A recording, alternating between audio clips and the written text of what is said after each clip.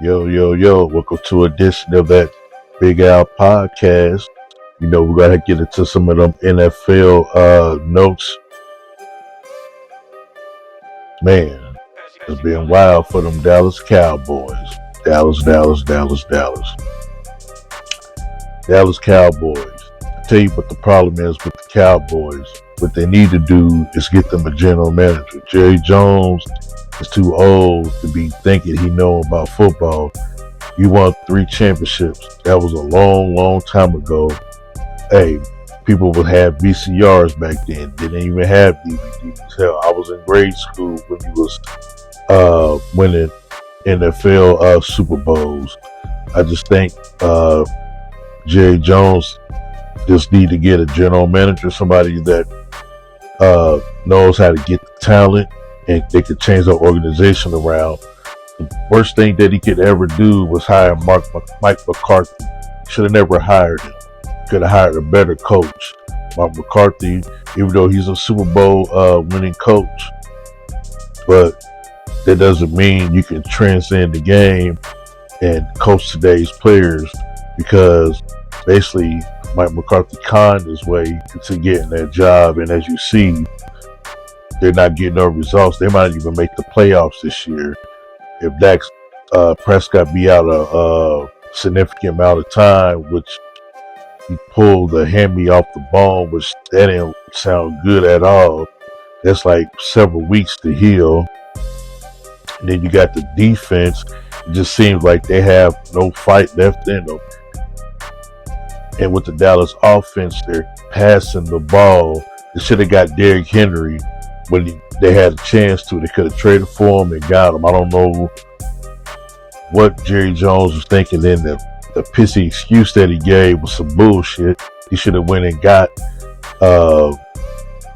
he should have got Henry. That's what he should have did, because then you got a guy that could pound the ball. And I'm pretty sure some of the owners may have thought that his career might be over or he was aged a little bit, but you see what he's doing in Baltimore.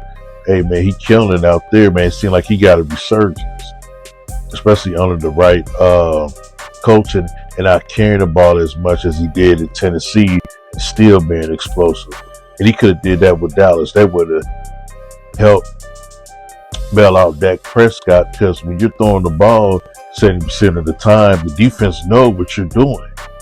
So it's going to be hard. You don't have no explosive wide receivers on your team. You don't have a Stephon Diggs or Jefferson. You got CeeDee Lamb. CeeDee Lamb is okay, but y'all got to go ahead and start rebuilding. You need to go back into a rebuild mode. Get better players. But I don't think nobody probably don't want to play for Jerry Jones. Jerry Jones probably the type of person that, like Al Davis, don't run this play, do this play, or don't do this or don't do that. Jerry Jones, you're old. Get you a general manager that can take care of that, because your eye for talent seems like your eye for talent is gone. Seems like you're blind to me. Come on, let's get it together, Dallas. And the team that they had of the year prior, they could have been they could have made a run to the Super Bowl, but they came across those Green Bay Packers. See what I got in the back there, and they took the loss to a team, my team, that I didn't even think that stood a chance. So I just think ever since last year playoffs, it seemed like they've been on the downslide. Is Dak Prescott the answer? You signed him to a long-term deal, which I would have waited if he would have held out. Oh well, you got Shedeur Sanders probably coming out next year out of Colorado. I would have took him as my quarterback. The Dax is not. He's not the guy. He's not the man that can lead this Dallas team. If I was them, I would go another direction.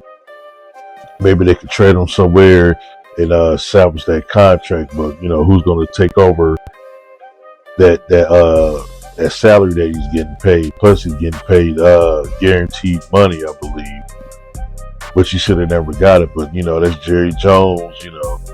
Being senile, you want to drag your feet paying the man. Then when you pay the man, look at the results that we get out of him.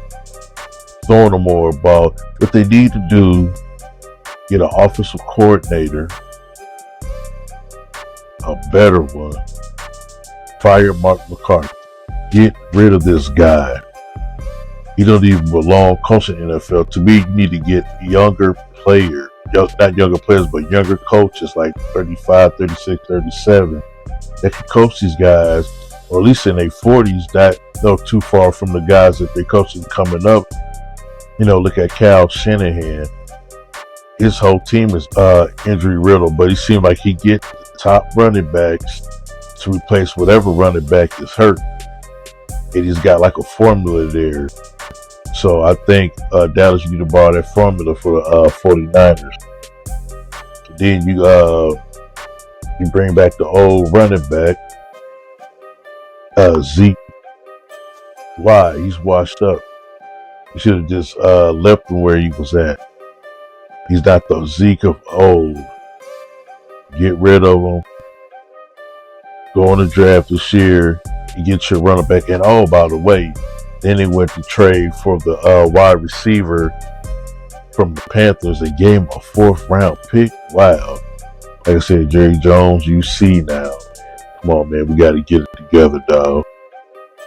Then Michael Thomas from the New Orleans Saints wide receiver calling out Derek Carr for Chris Olave's concussion. Oh, man, he really took it to Twitter calling out Derek Carr. To me, you should keep that in the locker room. That's locker room talk. That's something you discuss with your quarterback in the locker room, because you're kind of airing out dirty laundry. And I understand where Michael Thomas is coming from, because he's a wide receiver and he feels empathy for Chris Olave because this is 3rd concussion. And the way that Derek Carr is throwing the ball is like, when he's throwing to him in the danger zone for him to end up getting hurt. I think the New Orleans Saints, I picked them. I thought they was going to win the division, but I was wrong.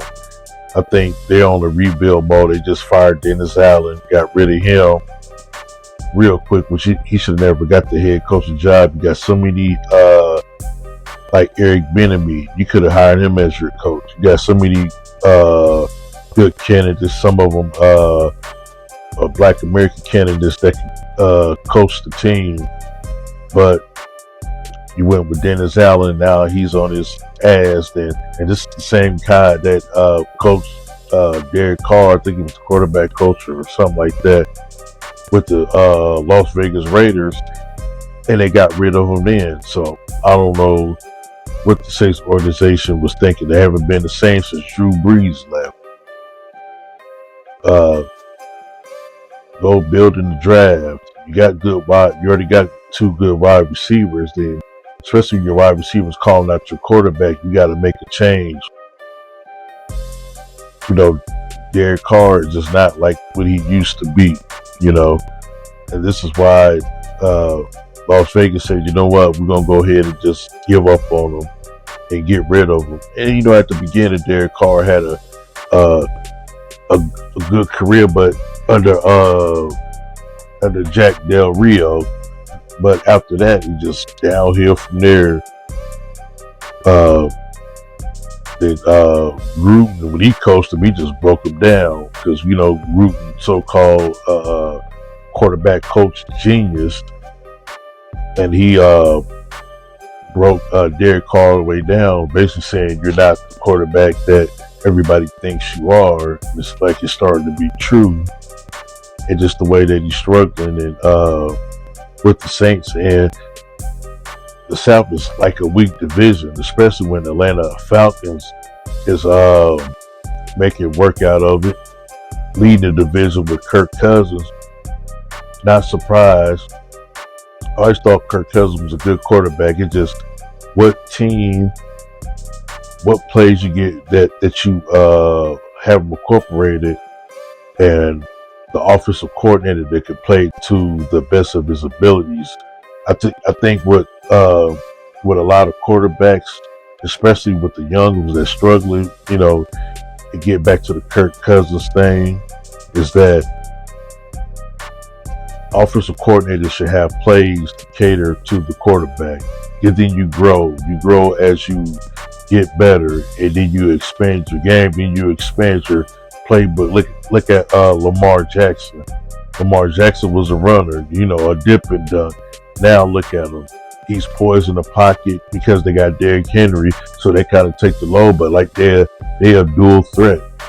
And once you put the ball in his hands, it's like the defense are like, we don't want to sack him because he gonna outrun us, and we gotta try to cover the wide receivers because he can throw the ball.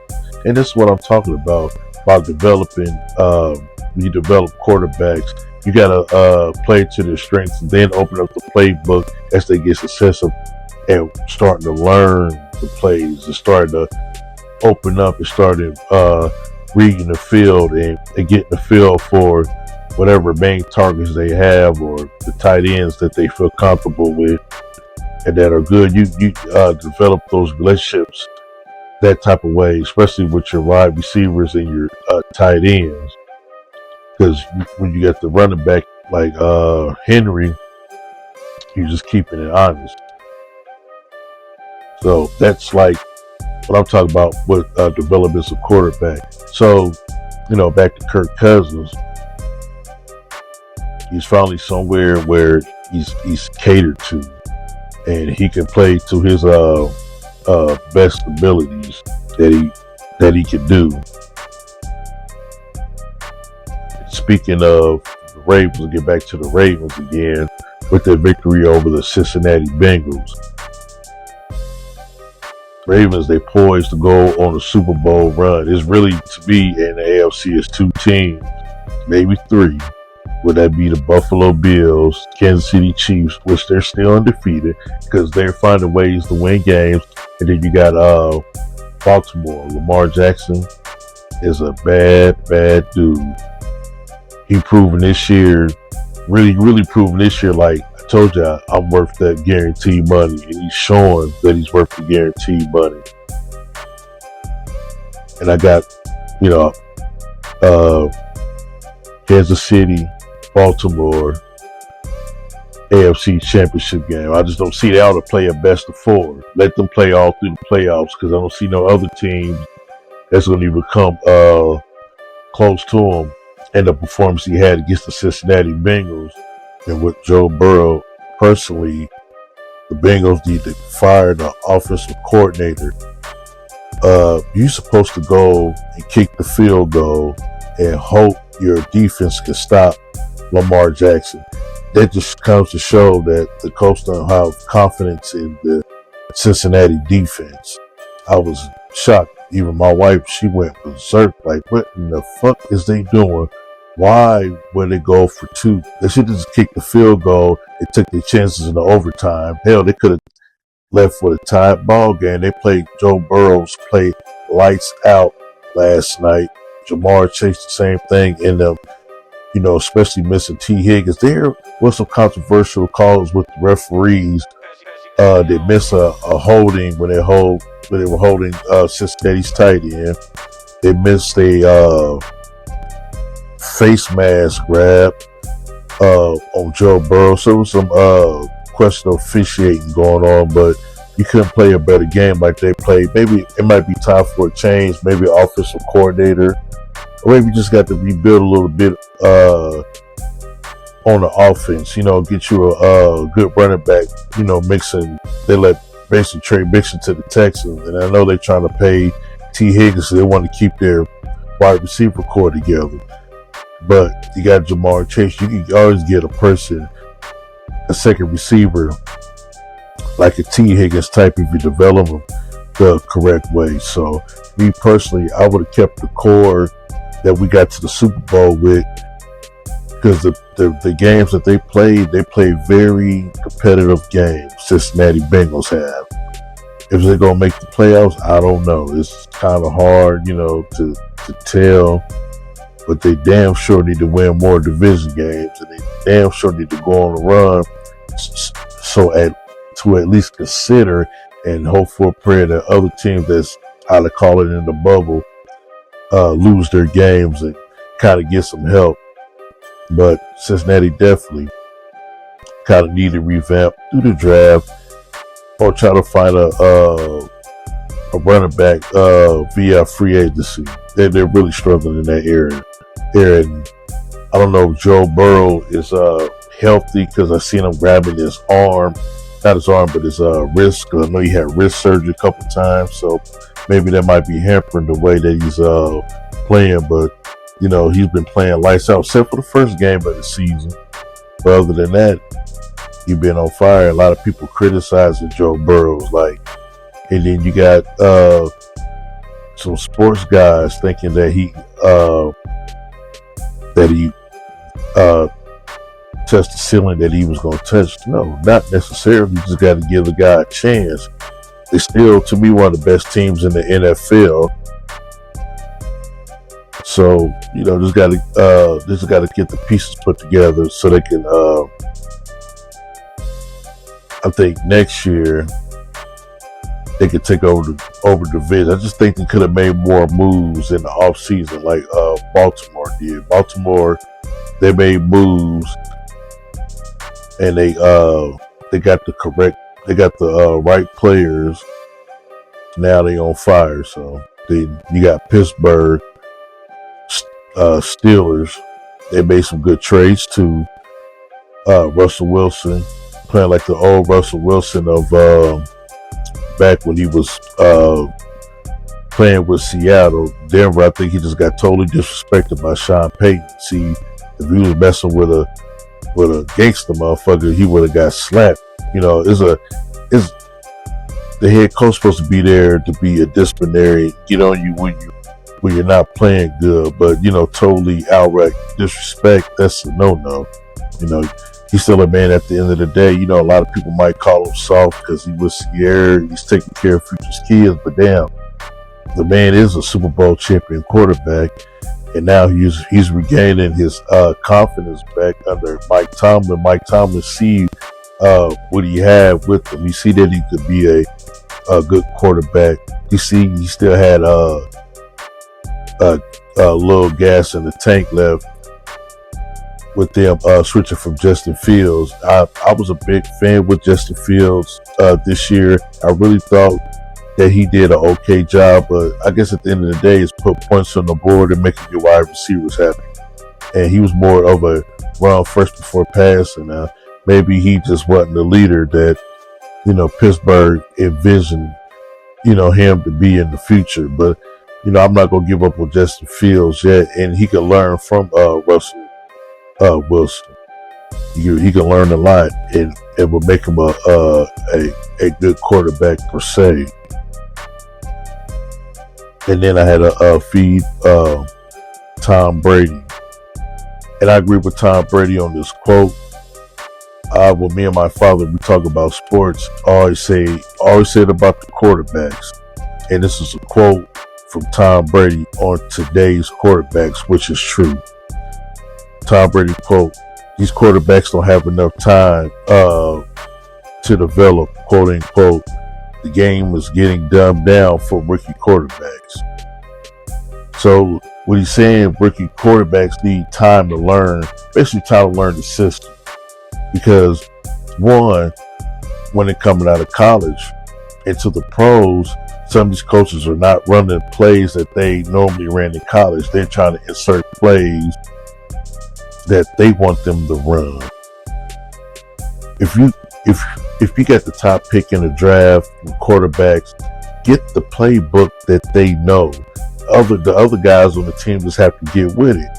Y'all ain't been winning. Y'all been losing. Y'all was losing last year. So what does it hurt about incorporate plays to help your quarterback get comfortable playing with the system, and you can open up your playbook when he is more confident in himself? Because you got 21, 20. Like let's take Bryce Young for instance from the Carolina Panthers. He's really struggling. I don't know because of his size, but the coach should have let him sit for 1 or 2 years. Let him put some weight on. Let him learn from Andy Dalton. You got to let him run. It's like with Jordan Love. Jordan Love playing behind Aaron Rodgers, even though Aaron didn't teach him, but he learned from Aaron Rodgers. You can learn by just looking at the playbook because you got a whole year or however long you sitting on the bench to learn because it's your turn next. You're the next franchise quarterback. And to me, it's if you're not like already like developing already ready, it takes like 3, 4, 5 years. Just look at Phil Simms. There's a story that I talked to my father about. Let's look at Phil Simms, for instance. The man that had the most illustrious quarterback for several years playing with the New York Giants. And then to start turning around, he got him 2 Super Bowls, and I think he still holds the record for completion percentage. So that goes to show it's all about patience with the quarterback.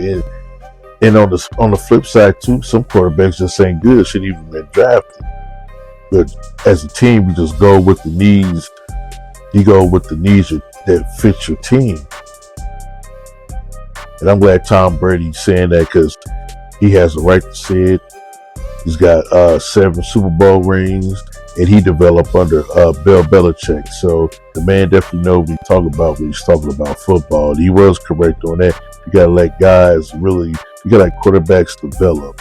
You gotta let them learn, especially if they ain't did 4 years in college. They only did 1, 2 years. Like, man, they're playing against grown men. Shit, these guys fighting for their jobs. So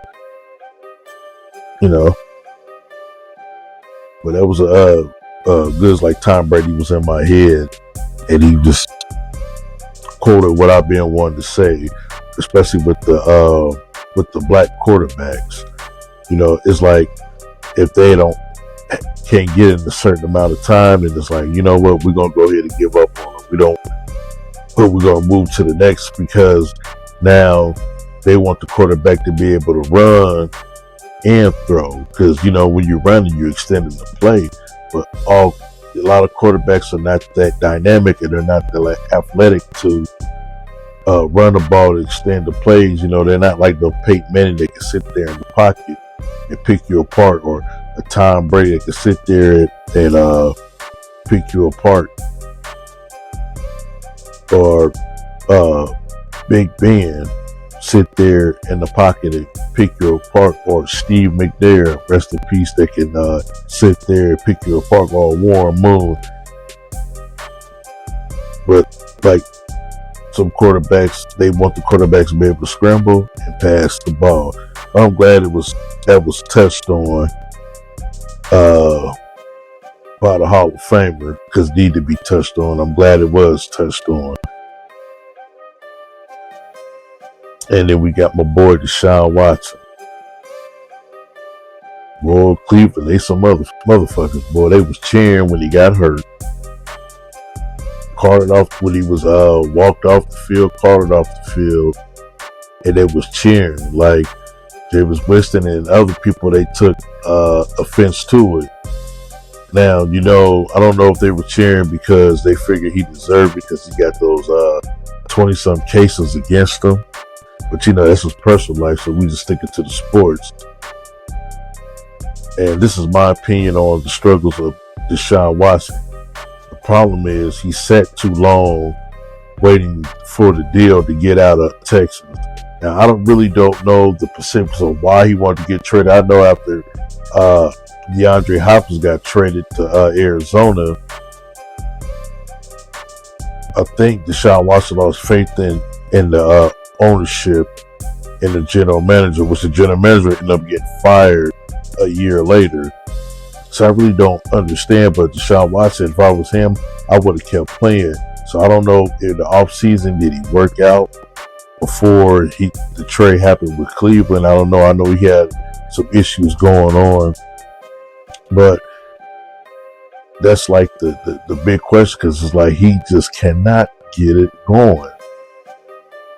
Like last year when Joe Flacco took over, he got him to the playoffs. So I don't know the struggles going on with Deshaun Watson. I tell you one thing, he put a Rashard Lewis, and when I'm talking about Rashard Lewis in the NBA, when he We played with Seattle Supersonics, he balled out, but when he got with Orlando, he was just a 3-point shooter. He took the bag and ran, said, fuck it, I'm just gonna sit back and play the role they want me to play on this team. You know, that's what Deshaun Watson. I'm not saying he's not giving it his effort, but his effort could be